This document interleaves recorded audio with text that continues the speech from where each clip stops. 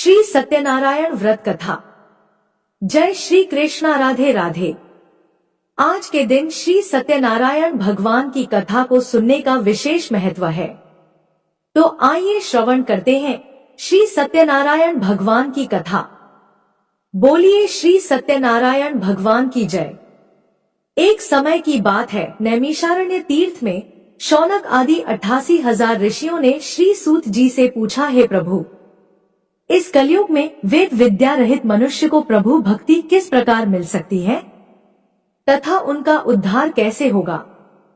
हे मुनि श्रेष्ठ, कोई ऐसा तप बताएंगे जिससे थोड़े समय में ही पूर्ण फल मिले और मनोवांछित फल भी मिल जाए।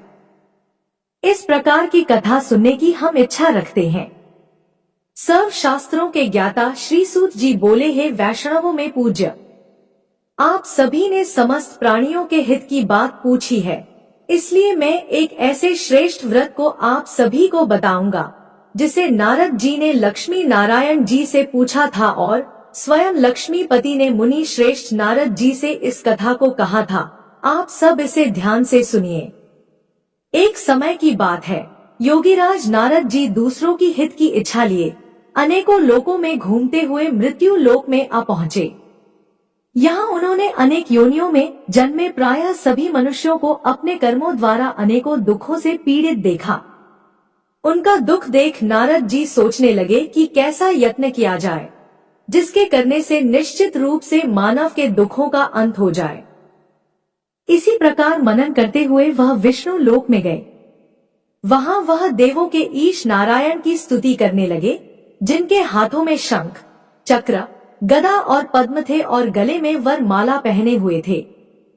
स्तुति करते हुए नारद जी बोले, हे भगवान, आप अत्यंत शक्ति से संपन्न हैं, मन तथा वाणी भी आपको नहीं पा सकती। आपका आदि, मध्य तथा अंत नहीं है।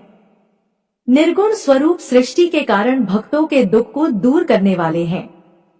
आपको मेरा नमस्कार है। नारद जी की स्तुति सुनकर विष्णु भगवान बोले, हे मुनि श्रेष्ठ, आपके मन में क्या बात है? आप किस काम के लिए पधारे हैं? उसे निसंकोच कहिए। इस पर नारद मुनि बोले कि मृत्यु लोक में अनेक योनियों में जन्मे मनुष्य अपने कर्मों के द्वारा अनेकों दुख से दुखी हो रहे हैं।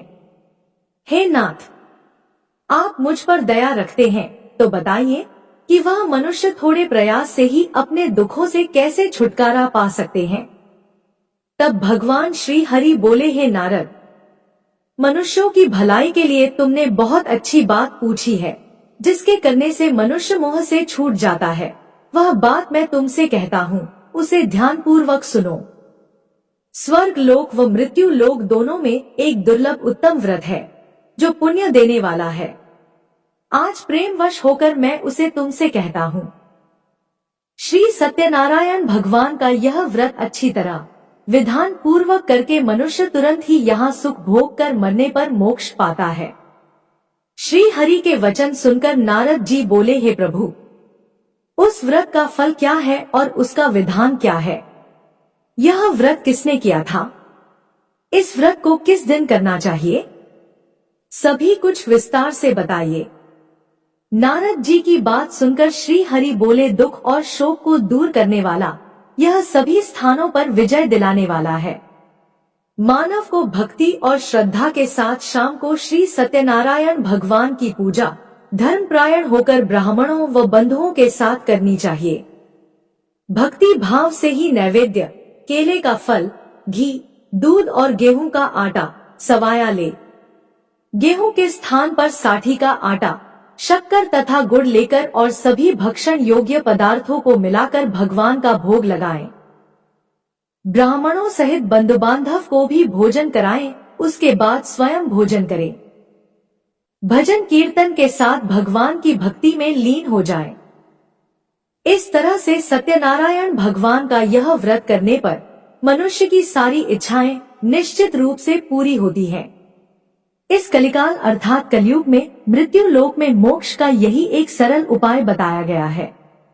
इस प्रकार से श्री सत्यनारायण व्रत कथा का प्रथम अध्याय संपूर्ण हुआ।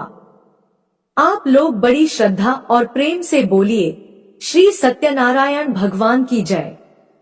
अब आइए श्रवण करते हैं सत्यनारायण व्रत कथा का दूसरा अध्याय।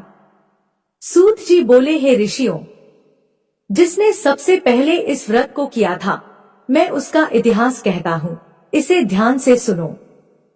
सुंदर काशीपुरी नगरी में एक अत्यंत निर्धन ब्राह्मण रहता था। भूख प्यास से परेशान वह धरती पर घूमता रहता था। ब्राह्मणों से प्रेम करने वाले भगवान ने एक दिन ब्राह्मण का वेश धारण कर उसके पास जाकर पूछा, हे विप्र, नित्य दुखी होकर तुम पृथ्वी पर क्यों घूमते हो? दीन ब्राह्मण बोला, मैं निर्धन ब्राह्मण हूँ, भिक्षा के लिए धरती पर घूमता रहता हूँ। हे भगवान, यदि आप इसका कोई उपाय जानते हैं तो मुझे बताइए। वृद्ध ब्राह्मण बोले कि सत्यनारायण भगवान मनोवांछित फल देने वाले हैं, इसलिए तुम उनका पूजन करो, इसे करने से मनुष्य सभी दुखों से मुक्त हो जाता है। वृद्ध ब्राह्मण बनकर आए सत्यनारायण भगवान उस निर्धन ब्राह्मण को व्रत का सारा विधान बताकर अंतर्ध्यान हो गए। ब्राह्मण मन ही मन सोचने लगा कि जिस व्रत को वृद्ध ब्राह्मण करने को कह गया है, मैं उसे अवश्य करूंगा। यह निश्चय करने के बाद उसे रात में नींद नहीं आई।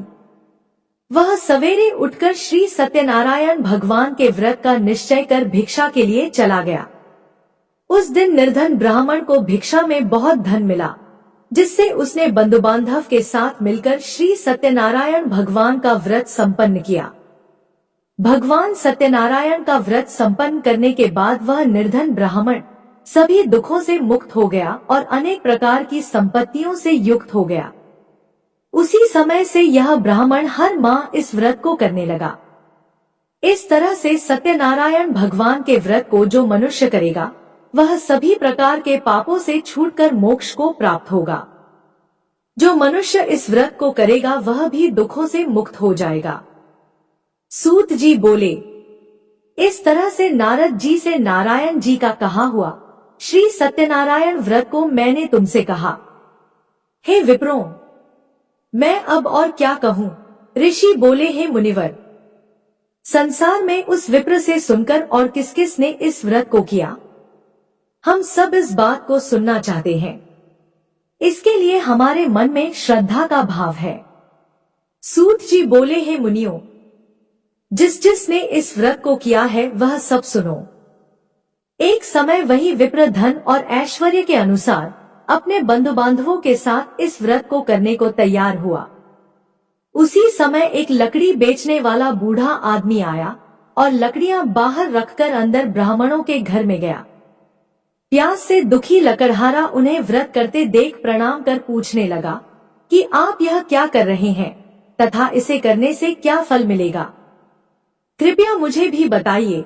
ब्राह्मण ने कहा कि हे राजन, सब मनोकामनाओं को पूरा करने वाला यह सत्यनारायण भगवान का व्रत है।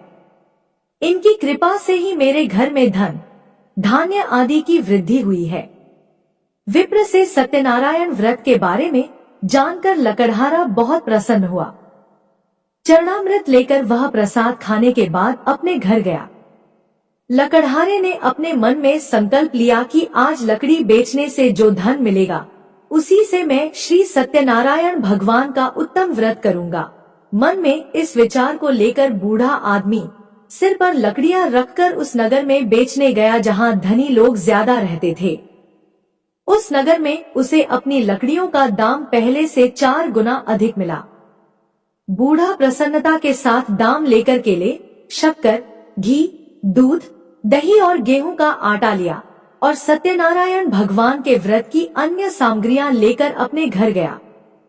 वहां उसने अपने बंधु बांधव को बुलाकर विधि विधान से सत्यनारायण भगवान का पूजन और व्रत किया। इस व्रत के प्रभाव से वह बूढ़ा लकड़हारा धन पुत्र आदि से युक्त होकर संसार के समस्त सुख भोग कर अंतकाल में वैकुंठ धाम चला गया। इसी प्रकार श्री सत्यनारायण व्रत कथा का दूसरा अध्याय संपूर्ण हुआ। आप लोग बड़े श्रद्धा और प्रेम से बोलिए, श्री सत्यनारायण भगवान की जय। अब आइए श्रवण करते हैं सत्यनारायण व्रत कथा का तीसरा अध्याय। सूत जी बोले, हे श्रेष्ठ मुनियों, अब आगे की कथा कहता हूँ, उसे ध्यान पूर्वक सुनिए। प्राचीन काल में उल्का मुख नाम का एक बुद्धिमान राजा था। वह सत्यवक्ता और जितेंद्रिय था। प्रतिदिन देव स्थानों पर जाता और निर्धनों को धन देकर उनके कष्ट दूर करता था। उसकी पत्नी कमल के समान मुख वाली तथा सती साध्वी थी। भद्रशलाला नदी के तट पर उन दोनों ने श्री सत्यनारायण भगवान का व्रत किया। उसी समय साधु नाम का एक वैश्य आया।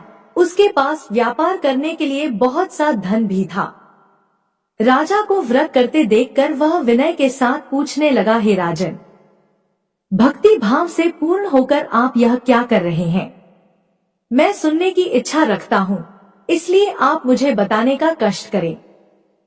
राजा बोला, हे साधु, अपने बंधु बांधव के साथ पुत्र आदि की प्राप्ति के लिए एक महाशक्तिशाली श्री सत्यनारायण भगवान का व्रत और पूजन कर रहा हूँ। राजा के वचन सुन साधु आदर से बोला, हे राजन, मुझसे इस व्रत का सारा विधान कहिए। आपके कथनानुसार मैं इस व्रत को करूँगा। मेरी भी संतान नहीं है और इस व्रत को करने से निश्चित रूप से मुझे संतान की प्राप्ति होगी। राजा से व्रत का सारा विधान सुनकर व्यापार से निवृत्त होकर वह अपने घर गया। साधु वैश्य ने अपनी पत्नी को संतान देने वाले इस व्रत का वर्णन कह सुनाया और कहा, जब मेरी संतान होगी तब मैं भी इस व्रत को अवश्य करूंगा। साधु ने इस तरह के वचन अपनी पत्नी लीलावती से कहे। एक दिन लीलावती पति के साथ आनंदित हो सांसारिक धर्म में प्रवृत्त होकर श्री सत्यनारायण भगवान की कृपा से गर्भवती हो गई। 10वें महीने में उसके गर्भ से एक सुंदर कन्या ने जन्म लिया। दिनोंदिन वह ऐसे बढ़ने लगी जैसे शुक्ल पक्ष का चंद्रमा बढ़ता है। माता पिता ने अपनी कन्या का नाम कलावती रखा। एक दिन लीलावती ने मीठे शब्दों में अपने पति को याद दिलाया कि आपने सत्यनारायण भगवान के जिस व्रत को करने का संकल्प किया था उसे करने का समय आ गया है। साधु बोला, हे प्रिय, इस व्रत को मैं उसके विवाह पर करूंगा। इस प्रकार अपनी पत्नी को आश्वासन देकर वह नगर को चला गया। कुछ वर्षों के तत्पश्चात कलावती शादी के योग्य हो गई। साधु ने एक बार नगर में अपनी कन्या को सखियों के साथ देखा तो तुरंत ही पुरोहित को बुलाया और कहा, मेरी कन्या के लिए योग्य वर देख कर आओ। साधु की बात सुनकर पुरोहित कंचन नगर में पहुंचा और वहां देखभाल कर लड़की के लिए सुयोग्य वर ढूंढा।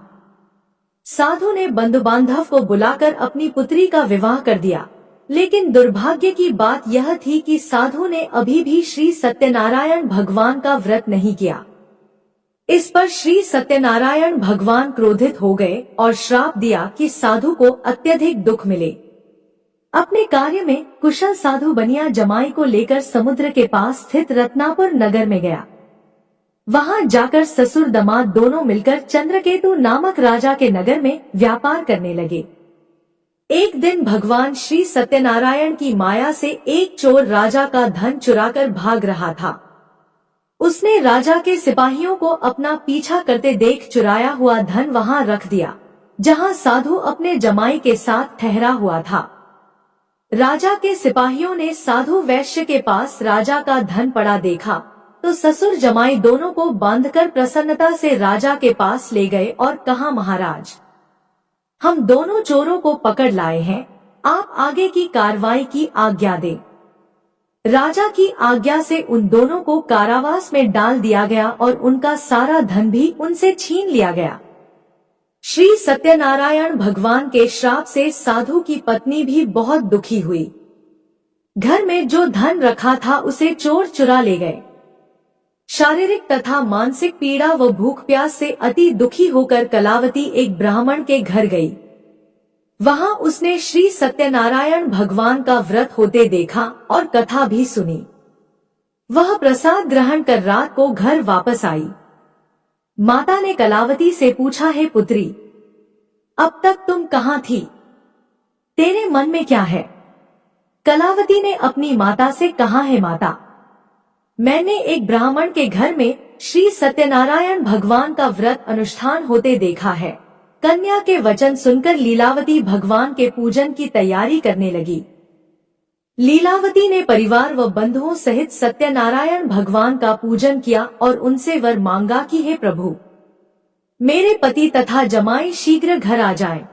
साथ ही यह भी प्रार्थना की कि हम सबका अपराध भगवान क्षमा करें। श्री सत्यनारायण भगवान इस व्रत से संतुष्ट हो गए और राजा चंद्रकेतु को सपने में दर्शन देकर कहा, हे राजन, तुम उन दोनों वैश्य को छोड़ दो और तुमने उनका जो धन लिया है उसे भी वापस कर दो। अगर ऐसा नहीं किया तो मैं तुम्हारा धन, राज्य और संतान सभी को नष्ट कर दूंगा। राजा को यह सब कहकर सत्यनारायण भगवान अंतर्ध्यान हो गए। प्रातःकाल सभा में राजा ने अपना सपना सुनाया, फिर बोले, वणिक पुत्रों को कैद से मुक्त कर सभा में लाओ। दोनों ने आते ही राजा को प्रणाम किया। राजा अत्यंत मधुर वाणी में बोला, हे महानुभावों, दुर्भाग्य से ऐसा कठिन दुख तुम्हें प्राप्त हुआ है, लेकिन अब तुम्हें कोई भय नहीं है। ऐसा कहकर राजा ने उन दोनों को नए वस्त्र और आभूषण पहनाए और जितना धन उनका लिया था उससे दोगुना धन वापस कर दिया। दोनों वैश्य अपने घर को चल दिए। इस प्रकार से श्री सत्यनारायण व्रत कथा का तीसरा अध्याय यहीं पर संपूर्ण हुआ। बड़े श्रद्धा और प्रेम से बोलिए, श्री सत्यनारायण भगवान की जय। आइए अब श्री सत्यनारायण भगवान की कथा का चौथा अध्याय सुनते हैं। सूत जी बोले, वैश्य ने मंगलाचार कर अपनी यात्रा आरंभ की और अपने नगर की ओर चल दिए। उनके थोड़ी दूर जाने के बाद एक दंडी वेशधारी श्री सत्यनारायण भगवान ने उनसे पूछा, हे साधु, तेरी नाव में क्या है? व्यापारी हंसता हुआ बोला, हे दंडी, आप क्यों पूछते हो, क्या धन लेने की इच्छा है? मेरी नाव में तो बेल और पत्ते भरे हुए हैं। वैश्य के कठोर वचन सुनकर दंडी बने श्री सत्यनारायण भगवान बोले, तुम्हारे वचन सत्य हो। दंडी ऐसा वचन कहकर वहां से दूर चले गए और कुछ दूर जाकर समुद्र के किनारे बैठ गए। दंडी के जाने के बाद साधु वैश्य ने नित्य क्रिया के पश्चात नाव को ऊंची उठती देखकर आश्चर्यचकित हो गया और नाव में बेल पत्ते आदि देख वह मूर्छित हो वहीं पर गिर पड़ा। मूर्छा खुलने पर वह अत्यंत शोक में डूब गया। तब उसका दामाद बोला, पिताजी आप शोक ना मनाएं, यह दंडी का श्राप है, इसलिए हमें उनकी शरण में जाना चाहिए, तभी हमारी मनोकामना पूरी होगी। दामाद की बात सुनकर वह दंडी के पास पहुंचा और अत्यंत विनम्रता एवं भक्ति भाव से प्रणाम करके बोला, हे महाराज, मैंने आपसे जो असत्य वचन कहे थे उनके लिए मुझे क्षमा कर दीजिए। ऐसा सुनकर महान शोकातुर होकर दंडी भगवान बोले, हे वणिक पुत्र, मेरी आज्ञा से बार बार तुम्हें दुख प्राप्त हुआ है क्योंकि तुम मेरी पूजा से विमुख हुए। साधु बोला, हे प्रभु, आपकी माया से ब्रह्मा आदि देवता भी आपके रूप को नहीं जानते। प्रभु, मैं तो अज्ञानी हूँ, कैसे जान सकता हूँ? आप प्रसन्न होइए प्रभु, अब मैं अपनी सामर्थ्य के अनुसार आपकी पूजा करूंगा। हे प्रभु, मेरी रक्षा कीजिए और पहले के समान नौका में धन धान्य भर दीजिए। साधु वैश्य के भक्तिपूर्ण वचन सुनकर भगवान प्रसन्न हो गए और उसकी इच्छा अनुसार वरदान देकर अंतर्ध्यान हो गए। ससुर जमाई जब लौटे तो नाव धन से भरी हुई थी। फिर वही अपने अन्य साथियों के साथ श्री सत्यनारायण भगवान का पूजन कर अपने नगर को चल दिए। जब नगर के नजदीक पहुंचे तो दूत को घर पर खबर करने के लिए भेज दिया। दूत साधु की पत्नी को प्रणाम कर कहता है कि हे माता, स्वामी अपने दामाद सहित नगर के निकट आ गए हैं। दूत की बात सुन साधु की पत्नी लीलावती ने बड़े हर्ष के साथ श्री सत्यनारायण भगवान का पूजन कर अपनी पुत्री कलावती से कहा, हे पुत्री, मैं अपने पति के दर्शन को जा रही हूँ, तू कार्य पूर्ण कर शीघ्र आ जाना। माता के ऐसे वचन सुनकर कलावती जल्दी से प्रसाद छोड़कर अपने पति के पास चली गई। प्रसाद की अवज्ञा के कारण श्री सत्यनारायण भगवान रुष्ट हो गए और नाव सहित उसके पति को पानी में डुबो दिया। कलावती अपने पति को वहां ना पाकर रोती हुई जमीन पर गिर गई। नाव को डूबा हुआ देख और कन्या को रोता हुआ देख साधु दुखी होकर बोला, हे प्रभु, मुझसे तथा मेरे परिवार से जो भी भूल हुई है उसे क्षमा करें। साधु के दीन वचन सुनकर श्री सत्यनारायण भगवान प्रसन्न हो गए और आकाशवाणी हुई, हे साधु, तेरी कन्या मेरे प्रसाद को छोड़कर आई है, इसलिए उसका पति अदृश्य हो गया है। यदि वह घर जाकर प्रसाद खाकर लौटती है तो उसे इसका पति अवश्य मिलेगा। ऐसी आकाशवाणी सुनकर कलावती घर पहुंचकर प्रसाद ग्रहण करती है और फिर आकर अपने पति के दर्शन करती है। इसके बाद साधु अपने बंधु बांधव सहित श्री सत्यनारायण भगवान का विधि विधान से पूजन करता है। इस लोक का सुख भोगने के बाद अंत में स्वर्ग जाता है। इस प्रकार से श्री सत्यनारायण भगवान व्रत कथा का चतुर्थ अध्याय संपूर्ण हुआ। बड़े ही श्रद्धा और प्रेम से बोलिए, श्री सत्यनारायण भगवान की जय। आइए अब श्री सत्यनारायण भगवान की कथा का 5वां अध्याय सुनते हैं। सूत जी बोले, हे ऋषियों, मैं और भी एक कथा सुनाता हूँ, उसे भी ध्यानपूर्वक सुनो। प्रजापालन में लीन तुंगध्वज नाम का एक राजा था। उसने भी भगवान का प्रसाद त्याग कर बहुत दुख सहन किया। एक बार वन में जाकर वन्य पशुओं को मारकर वह वट के पेड़ के नीचे आया। वहां उसने ग्वालों को भक्ति भाव से अपने बंधुओं सहित सत्यनारायण भगवान का पूजन करते देखा। अभिमानवश राजा उन्हें देखकर भी पूजा स्थल पर नहीं गया और न ही उसने भगवान को नमस्कार किया। ग्वालों ने राजा को प्रसाद दिया, लेकिन उसने वह प्रसाद नहीं खाया और प्रसाद को वहीं छोड़कर अपने नगर को चला गया। जब वह नगर में पहुंचा तो वहां सब कुछ तहस नहस हो चुका था। वह राजा शीघ्र ही समझ गया कि यह सब भगवान ने ही किया है। वह दोबारा ग्वालों के पास पहुंचा और विधिपूर्वक पूजा करके प्रसाद खाया तो श्री सत्यनारायण भगवान की कृपा से सब कुछ पहले जैसा हो गया। दीर्घ काल तक सुख भोगने के बाद मरणोपरांत उसे स्वर्ग लोक की प्राप्ति हुई। जो मनुष्य परम दुर्लभ इस व्रत को करेगा अथवा सुनेगा, भगवान श्री सत्यनारायण की अनुकंपा से उसे धन धान्य की प्राप्ति होगी। सत्यनारायण भगवान की कृपा से निर्धन धनी हो जाता है और दुर्बल बलवान हो जाता है। संतानहीन मनुष्य को संतान सुख मिलता है और सारे मनोरथ पूर्ण होने पर मानव अंतकाल में बैकुंठ धाम को जाता है। सूत जी बोले, जिन्होंने पहले इस व्रत को किया अब उनके दूसरे जन्म की कथा भी सुनिए। शतानंद नामक ब्राह्मण ने सुदामा के रूप में जन्म लेकर भगवान श्री कृष्ण की भक्ति कर मोक्ष प्राप्त किया। उल्कामुख नाम के महाराज राजा दशरथ बने और श्री रंगनाथ का पूजन कर बैकुंठ को प्राप्त हुए। साधु नाम के वैश्य ने धर्मात्मा व सत्य प्रतिज्ञ राजा मोरध्वज बनकर अपने पुत्र को आरे से चीरकर मोक्ष को प्राप्त हुआ। महाराज तुंगध्वज स्वयंभू मनु हुए। उन्होंने बहुत से लोगों को भगवान की भक्ति में लीन कर मोक्ष प्राप्त किया। लकड़हारा भील अगले जन्म में निषाद राजा हुआ, जिसने भगवान श्री राम के चरणों की सेवा कर मोक्ष प्राप्त किया। इस प्रकार श्री सत्यनारायण व्रत कथा का 5वां अध्याय संपूर्ण हुआ। बड़ी ही श्रद्धा और प्रेम से बोलिए, श्री सत्यनारायण भगवान की जय। बोलिए, श्री सत्यनारायण भगवान की जय।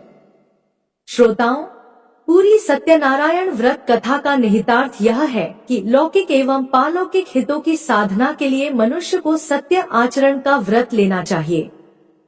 सत्य ही भगवान है, सत्य ही विष्णु है। लोक में सारी बुराइयों, सारे कलेश, सारे संघर्षों का मूल कारण है सत्य आचरण का अभाव। श्री सत्यनारायण व्रत कथा पुस्तिका में इस संबंध में एक श्लोक है, जिसका अर्थ है कि सत्यनारायण व्रत का अनुष्ठान करके मनुष्य सभी दुखों से मुक्त हो जाता है। कलिकाल में सत्य की पूजा विशेष रूप से फलदायी है। सत्य के अनेक नाम हैं, यथा सत्य नारायण, सत्य देव सनातन, सत्य रूपी विष्णु भगवान कलयुग में अनेक रूप धारण करके लोगों को मनवांछित फल देंगे। इसी प्रकार से श्री सत्यनारायण व्रत कथा संपूर्ण हुई। जय श्री सत्यनारायण भगवान। अगर वीडियो पसंद आई तो हमारे चैनल को सब्सक्राइब करें। धन्यवाद।